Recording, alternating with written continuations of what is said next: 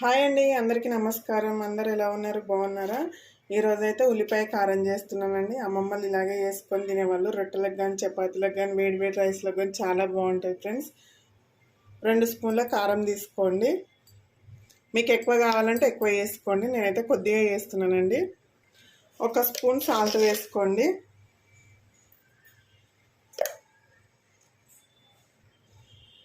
కొద్దిగా జీలకర్ర వేసుకోండి. ఇందులోనే ఒక 10-15 పల్లీలు వేసుకోండి ఇందులో. ఇది ఇప్పుడు మిక్సీకి వేసుకుందామండి. మిక్సీ పట్టుకొని వస్తాను. ఇప్పుడు కారాన్ని అయితే ఇలా మిక్సీకి వేసుకున్నాం కదా, ఇందులో 2 ఉల్లిపాయలు కట్ చేసి వేసుకోండి. ఇలా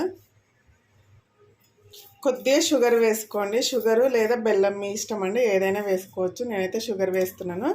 కచ్చా పచ్చగా మిక్సీ పట్టుకోండి. ఉల్లిపాయలు అనేది కనబడాలండి, అప్పుడే బాగుంటుంది. చూడండి, ఇలా మిక్సీకి వేసుకోండి. ఉల్లిపాయలు కనిపిస్తున్నాయి కదా, ఇలా ఉండాలండి, బాగుంటుంది. వేడివేడి అన్నంలోనైతే సూపర్ టేస్ట్ ఉంటుందండి. ఇప్పుడు దీనికైతే తాలింపు పెట్టుకుందాము. కొద్దిగా నూనె పోసుకుందామండి, ఎక్కువ ఏం అవసరం లేదు. జస్ట్ కొంచెం 1/2 టీ స్పూన్ అయితే సరిపోతుంది. చూడండి, నూనె అయితే వేడయింది. కొద్దిగా జీలకర్ర వేసుకుందాము.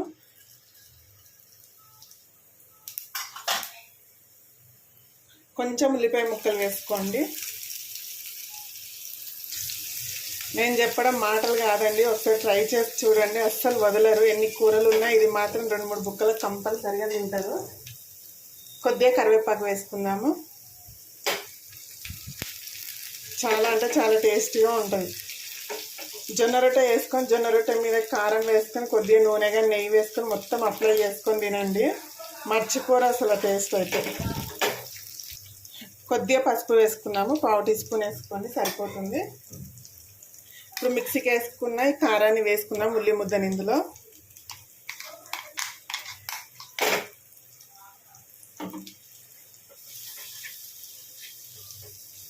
చూడండి, మొత్తం ఇలా కలుపుకోండి.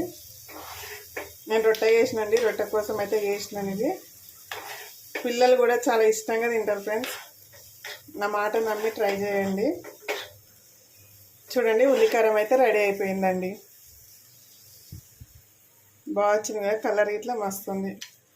తింటే ఇట్లా అంతే టేస్ట్ ఉంటుంది ఫ్రెండ్స్. వీడియో మొత్తం చూసి ఒక లైక్ అయితే వేయండి ఫ్రెండ్స్. అలాగే సబ్స్క్రైబ్ చేసుకోండి కొత్త వాళ్ళు అయితే. ఓకే అండి, బాయ్ మరి.